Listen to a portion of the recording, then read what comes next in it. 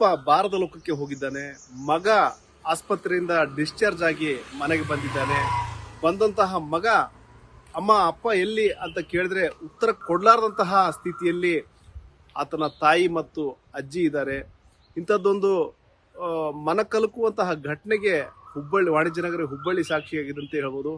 ಇಲ್ಲಿ ನಿಮ್ಗೆಲ್ಲರಿಗೂ ಗೊತ್ತಿರುವಂತಹ ವಿಷಯ, ಡಿಸೆಂಬರ್ ತಿಂಗಳಲ್ಲಿ ಒಂದೇನು ಘೋರ ದುರಂತ ನಡೆದಿತ್ತು, ಸಿಲಿಂಡರ್ ಬ್ಲಾಸ್ಟ್ ಪ್ರಕರಣ ನಡೆದಿತ್ತು. ಇಡೀ ರಾಜ್ಯವನ್ನೇ ಬೆಚ್ಚಿ ಬೀಳಿಸುವಂತ ಒಂದು ಪ್ರಕರಣದಲ್ಲಿ ಏನಂದ್ರೆ 9 ಜನ ಅಯ್ಯಪ್ಪ ಮಾಲಾಧಾರಿಗಳು ಗಂಭೀರವಾಗಿ ಗಾಯಗೊಂಡಿದ್ರು. ಈ ಪೈಕಿ 8 ಜನ ಸಾವನ್ನಪ್ಪಿದ್ರು. ಡಿಸೆಂಬರ್ 22ರಂದು ನಡೆದಂತಹ ಈ ಒಂದು ಘಟನೆಯಲ್ಲಿ 8 ಜನ ಸಾವನ್ನಪ್ಪಿ ಒಬ್ಬ ಬಾಲಕ ಮಾತ್ರ ಬದುಕುಳಿದಿದ್ದ.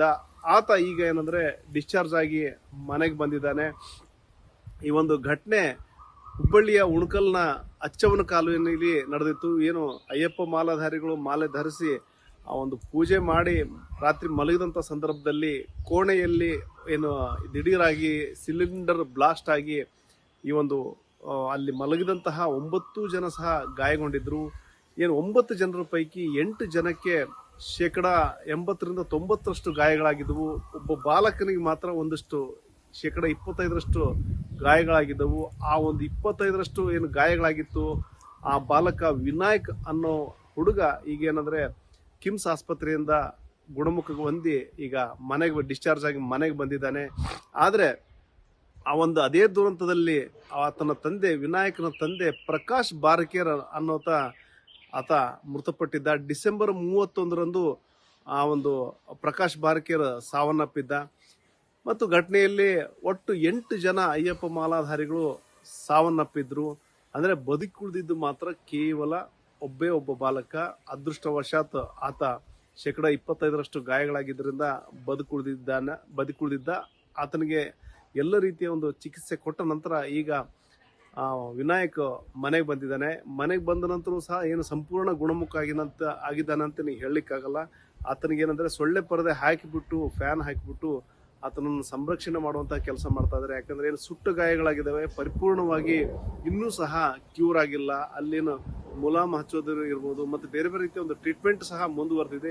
ಏನಂದ್ರೆ ಆಸ್ಪತ್ರೆಯ ಒಂದು ವಾತಾವರಣದಿಂದ ಮನೆಗೆ ಬಂದಲ್ಲಿ ಒಂದಷ್ಟು ಮತ್ತೆ ಬೇಗ ಗುಣಮುಖ ಆಗ್ತಾನೆ ಅಂತೇಳಿ ಈಗಾಗಲೇ ಏನು ಡಿಸ್ಚಾರ್ಜ್ ಮಾಡಿದ್ದಾರೆ. ಮನೆಯಲ್ಲಿ ಆತನಿಗೆ ಅಜ್ಜ ಮತ್ತು ತಾಯಿ ಆರೈಕೆ ಮಾಡ್ತಾ ಇದ್ದಾರೆ. ಆದ್ರೆ ಇಲ್ಲಿ ಪ್ರಶ್ನೆ ಬಂದಿರೋದೇನಂದ್ರೆ, ಆ ಬಾಲಕ ಬಂದ ನಂತರ ಅವ್ರ ಅಪ್ಪನ ಕೇಳ್ತಾ ಇದ್ದಾನೆ. ಯಾಕಂದ್ರೆ ಅವ್ರ ಅಪ್ಪನ ಜೊತೆ ಈ ಒಂದು ವಿನಾಯಕನು ಸಹ ಅಯ್ಯಪ್ಪ ಮಾಲೆನ ಹಾಕಿದ್ದ. ಸಣ್ಣ ಬಾಲಕ, ತಂದೆ ಮತ್ತು ಮಗ ಇಬ್ರು ಸಹ ಮಾಲೆ ಹಾಕಿದ್ರು. ಆದ್ರೆ ಈಗ ಏನು ಮಾಲೆ ಹಾಕಿದಂತಹ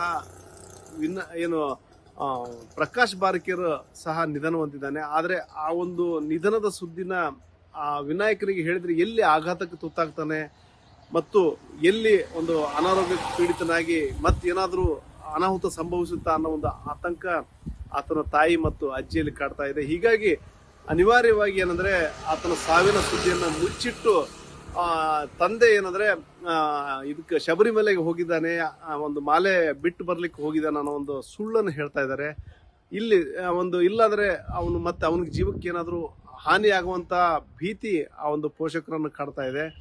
ಇದು ಒಂದು ರೀತಿಯಲ್ಲಿ ಆ ಹುಡುಗ ಏನು ಮನೆಯಲ್ಲಿದ್ದಾನೆ, ಈಗ ಆ ಕೈಯಲ್ಲಿ ಚಿತ್ರ ಬರೆಯುವಂತಹ ಏನೋ ಒಂದು ಹವ್ಯಾಸಗಳನ್ನ ಮಾಡ್ತಾ ಇದ್ದಾನೆ. ಆದ್ರೆ ಸ್ಕೂಲಿಗೆ ಹೋಗೋ ಅಪೇಕ್ಷೆನೂ ಸಹ ವ್ಯಕ್ತಪಡಿಸ್ತಾ ಇದ್ದಾನೆ. ಆದ್ರೆ ಆತನನ್ನ ಸ್ಕೂಲಿಗೆ ಕಳಿಸಲಾರದಂತ ಸ್ಥಿತಿ ಸದ್ಯಕ್ಕಿದೆ. ಹಾಗಾಗಿ ಮನೆಯಲ್ಲಿ ಒಂದು ಬೇರೆ ಬಾಲಕರ ಜೊತೆ ಆಟ ಆಡ್ಕೊಂಡು ಈಗ ಒಂದೇನು ಸೊಳ್ಳೆ ಒಂದು ಸಂರಕ್ಷಿತ ಒಂದು ಇದರಲ್ಲಿ ಜೀವನ ಮಾಡ್ತಾ ಇದ್ದಾನೆ. ಆದ್ರೆ ಸರ್ಕಾರ ಏನು ಭರವಸೆ ಕೊಟ್ಟಿತ್ತು, ಆ ಭರವಸೆ ಪ್ರಕಾರ ಏನು 5 ಲಕ್ಷ ಪರಿಹಾರ ಘೋಷಣೆ ಮಾಡಿತ್ತು, ಇದುವರೆಗೂ ಸಹ ಒಂದು ಪರಿಹಾರ ಬಂದಿಲ್ಲ ಅನ್ನೋ ಒಂದು ಕೊರಗು ಆತನ ಕುಟುಂಬಸ್ಥರನ್ನು ಕಾಡ್ತಾ ಇದೆ. ಈಗೇನು ಪ್ರಕಾಶ್ ಬಾರಕೇರ್ ಸಾವನ್ನಪ್ಪಿದ್ದಾನೆ, ಆತನಿಗೆ 5 ಲಕ್ಷ ಪರಿಹಾರ ಕೊಡೋದು ಏನು ಒಟ್ಟು 8 ಜನ ಸಾವನ್ನಪ್ಪಿದ್ರು. 8 ಜನಕ್ಕೂ ಸಹ ತಲಾ 5 ಲಕ್ಷ ರೂಪಾಯಿ ಪರಿಹಾರ ಘೋಷಣೆ ಮಾಡಿತ್ತು ರಾಜ್ಯ ಸರ್ಕಾರ. ಇದುವರೆಗೂ ಸಹ ಹಣ ಬಾರದೇ ಇರೋದು ಒಂದಷ್ಟು ಅವರನ್ನು ಕಂಗಾಲು ಮಾಡಿದೆ. ಯಾಕಂದ್ರೆ ಈಗೇನು ಮುಖ್ಯವಾಗಿ ಏನು ಜೀವನಾಧಾರಕ್ಕೆ ಆಧಾರ ಸ್ತಂಭವಾಗಿದ್ದ ಪ್ರಕಾಶ್ ಬಾರಕೇರ್ ನಿಧನದ ಹಿನ್ನೆಲೆಯಲ್ಲಿ ಈಗ ಕುಟುಂಬ ನಿರ್ವಹಣೆ ತುಂಬಾ ಕಷ್ಟವಾಗಿದೆ. ಯಾಕಂದ್ರೆ ಕೂಲಿ ಮಾಡಿ ಜೀವನ ಮಾಡುವಂತಹ ಕುಟುಂಬ ಇವ್ರದ್ದು. ಹಾಗಾಗಿ ಈಗ ಏನು ಪ್ರಕಾಶ್ ಬಾರಕೇರ್ ತಾಯಿ ಇರ್ಬೋದು, ಹೆಂಡತಿ, ಮಕ್ಕಳು ಅವರೆಲ್ಲರನ್ನೂ ಪೋಷಣೆ ಮಾಡುವಂತಹ ಅನಿವಾರ್ಯತೆ ಆ ಒಂದು ಕುಟುಂಬಕ್ಕಿದೆ. ಹಾಗಾಗಿ ಅವ್ರನ್ನ ಹೇಗೆ ಹೇಗೆ ಕುಟುಂಬ ಹೇಗೆ ನಿರ್ವಹಣೆ ಮಾಡ್ಬೇಕು ಅನ್ನೋ ಒಂದು ಆತಂಕ ಅವ್ರನ್ನ ಕಾಡ್ತಾ ಇದೆ. ಹಾಗಾಗಿ ಸರ್ಕಾರ ಘೋಷಣೆ ಮಾಡಿದಂತಹ ಪರಿಹಾರ ಸಕಾಲಕ್ಕೆ ಕೊಟ್ರೆ ನಮಗೂ ಅನುಕೂಲ ಆಗುತ್ತೆ ಅನ್ನೋ ಒಂದು ಮಾತನ್ನ ವಿನಾಯಕ ಬಾರಕೇರ ಅಜ್ಜಿ ನಾಗಮ್ಮ ಮನವಿ ಮಾಡ್ತಾ ಇದ್ದಾರೆ. ಮತ್ತು ತಮಗೆ ಏನು ಜೀವನಾಧಾರಕ್ಕೆ ಆಧಾರ ಸ್ತಂಭನೇ ಇಲ್ಲ, ಇದ್ದ ಒಂದು ಮಗನನ್ನು ಕಳ್ಕೊಂಡಿದ್ವಿ. ಈಗ ಆ ಒಂದು ಪುಟ್ಟ ಬಾಲಕನನ್ನ ಆತನಿಗೆ ಮುಂದೆ ಚಿಕಿತ್ಸೆ ಇರ್ಬೋದು, ಬೇರೆ ಬೇರೆ ಆತನದ ಜೀವನ ನೋಡುವುದು ನಮ್ಮ ಮೇಲಿದೆ. ಹಾಗಾಗಿ ಒಂದಷ್ಟು ನೇರವಾದರೆ ನಮಗೂ ಅನುಕೂಲ ಆಗುತ್ತೆ ಅನ್ನೋ ಒಂದು ಮಾತನ್ನ ಅವ್ರು ಹೇಳ್ತಾ ಇದ್ದಾರೆ.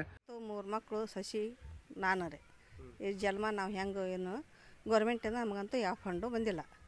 ಇಲ್ಲೇ ಆಜು ಬಾಜು ಮಂದಿ ರೊಕ್ಕ ದಾನ ಮಾಡಿದ್ದು ನಾವು ಸ್ವಲ್ಪ ಸಂಘ ಅದು ಮಾಡಿದ್ವಲ್ರಿ, ಅದ ತುಂಬಾಕತ್ತೇವಿ, ಅದ ಮಕ್ಳಿಗೆ ಉಪಯೋಗಿಸ್ಕೊತೀವಿ. ದವಾಖಾನಿಗೆ ಒಂದು ಕರ್ಕೊಂಡು ಹೋದ್ರೆ 200-300 ರೂಪಾಯಿ ಬಿಲ್ಲು ಆಗೋದಿಲ್ಲ ರೀ. ಈಗ ಅದು ನಾವು ಹೆಂಗೆ ಮಾಡ್ಬೇಕಂತ ಅದ ವಿಚಾರಿಸಾಕತ್ತೀವಿ. ಮತ್ತು ಗೌರ್ಮೆಂಟಿಂದ ನಮಗೇನು ಹಣನ ಬರುವಲ್ರಿ, ಏನೂ ಇಲ್ಲರಿ, ಯಾರು ಬಂದಿನೂ ಇಲ್ಲರಿ, ಏನು ಕೊಟ್ಟೇನೂ ಇಲ್ಲರಿ ನಮಗೆ. ಹಂಗಾಗಿ ನಾವು ಬಂದಿದ್ದ ಹಣ್ಣದಾಗ ಅಟಾಟ್ ಮಾಡ್ಕೊಂತ ಹೊಂಟೇವ್ರಿ. ಒಟ್ಟಾರೆ ಏನು ಆ ಒಂದು ಉಣಕಲ್ ಅಚ್ಚವನ ಕಾಲುವೆಯಲ್ಲಿ ನಡೆದಂತಹ ಘಟನೆಯಲ್ಲಿ ಸಿಲಿಂಡರ್ ಬ್ಲಾಸ್ಟ್ನಲ್ಲಿ ಏನು ಘೋರ ದುರಂತ ಸಂಭವಿಸಿತ್ತು. 8 ಜನ ಸಾವನ್ನಪ್ಪಿದ್ರು ಸಹ ಕೊನೆಗೆ ಒಬ್ಬ ಬಾಲಕನಾದರೂ ಬದುಕು ಉಳಿದಿದ್ದಾನೆ ಅನ್ನೋ ಒಂದು ಸಮಾಧಾನ ಎಲ್ಲರನ್ನೂ ಕಾಡ್ತಾ ಇದೆ. ಅಟ್ಲೀಸ್ಟ್ ಈಗಾದರೂ ಸರ್ಕಾರ ಏನಂದ್ರೆ ತಾನು ಘೋಷಣೆ ಮಾಡಿದಂತಹ ಪರಿಹಾರದ ಹಣ ಕೊಟ್ಟಲ್ಲಿ ಅವರ ಕುಟುಂಬ ನಿರ್ವಹಣೆಗೆ ನೆರವಾಗುತ್ತೆ.